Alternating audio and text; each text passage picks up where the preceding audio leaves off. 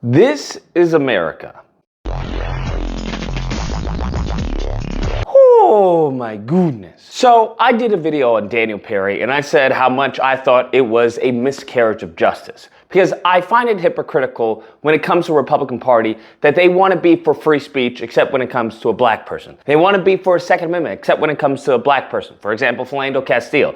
That every single time that involves a black person, that there's a hypocrisy, right? They're not for criminals, and they bring up George Floyd, but then they praise, Ashley Babbitt, who went into the Capitol. They blame the officer for that. So there seems to be a glaring hypocrisy when dealing with black people, very much so. And we have this case with Daniel Penny that regardless of whether you believe he was justified or not, I believe, once again, that he was not justified because this black person was saying outlandish things that does not give you a right or justify you using lethal force. So the fact that we had him being acquitted and then found not guilty kind of shows what America is right now with black people. Kind of shows the sentiment that this country has in some of the most liberal of liberal places like New York that they have towards black people, which isn't good. And I've warned black people of this for quite some time. Damn. This now leads Daniel Penny being invited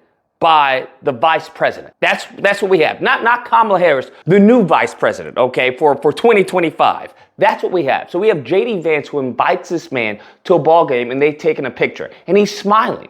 And I want you to understand that is emblematic of this country in a nutshell. Because even if you believe that he was justified, I think that anyone with an IQ above room temperature would understand why that would be in poor taste to invite a man that just lethally, and fatally ended someone else's life and did an interview with Fox. He was talking about he wouldn't change anything. This is the mindset that we're dealing with. It would be tantamount to the president inviting George Zimmerman after the Trayvon Martin incident, okay? That's what we're dealing with. So it really is a smack in the face to black Americans here. So I hope that Black Maga, all these goofies, all these hustlers, all these grifters who were telling black people to sit on the couch, that were complaining about Kamala Harris's black man agenda, that were, complaining about reparations. You notice how all of those talking points have gone the way of the dinosaur. That clearly these people were paid opposition. That's what they were. They were nothing more than opposition to Kamala Harris. They weren't pro-black. They didn't have black people's interests, at heart. They did not care. They were being paid shills for Trump.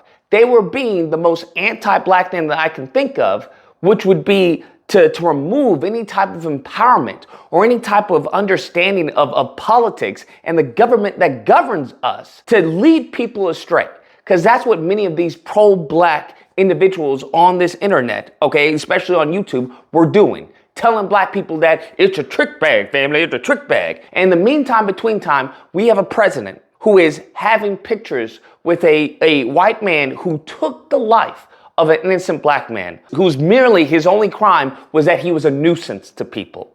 So I want you to think about this moving forward. Think about the symbolism of this picture. Think about what Daniel Penny represents. Think about what Trump and J.D. Vance represent. He's clearly making a case that he does not represent black people. This is very much a dog whistle to his racist core audience, to the racists of the country, that, hey, I'm for white people. That's who I'm for. Look, this is a white guy. This is who I'm for. This is what I'm all about. Because this is an absolutely piss poor taste for Trump and J.D. Vance to have a picture with this man, to invite him there, okay? And then want to cry or want to give sentiments about Ashley Babbitt and how she was a great woman and she was wrongfully taken from this earth. I think it's absolutely disgusting and absolutely vile, that image, the fact that they would invite this person. And I would argue they are very much giving, hey, open season on all black people. That's what they're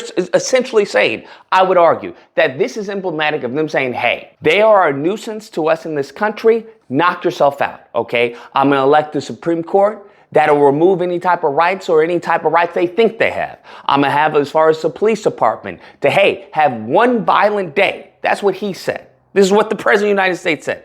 They are going to go everything in their power to try and further oppress and subjugate us into extinction.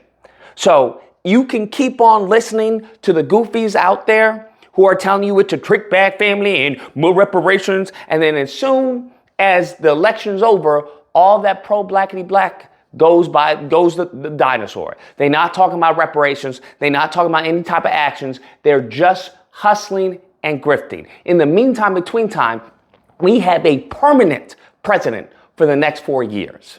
So I just hope people learn their lesson, but only time will tell. Anyways, guys, that's the video. Let me know what you guys think. Whether or not you believe, Lisa, oh, you're being hyperbolic, okay? He's just an innocent man, and they're both innocent. They're going to have the greatest 4 years of our life, okay? That's what's going to happen. Or if you can't believe, I don't know how you think having a picture with a person who was just acquitted for murder of an innocent black man whose only crime was being a nuisance, of saying things that you don't like to hear, the beloved free speech that they constantly want to say that they're champions of.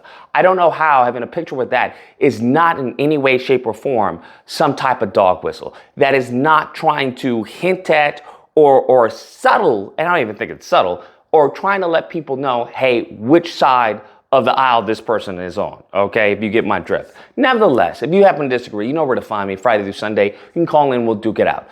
Otherwise, I hope you guys enjoyed the video. If you did, please feel free to like, share, comment. Let me know what you guys think about this and what this means, possibly a foreshadow for the next 4 years. And subscribe. And all that fun stuff. Till next time, guys, be amazing. It's a trick bag, family. It's a trick bag.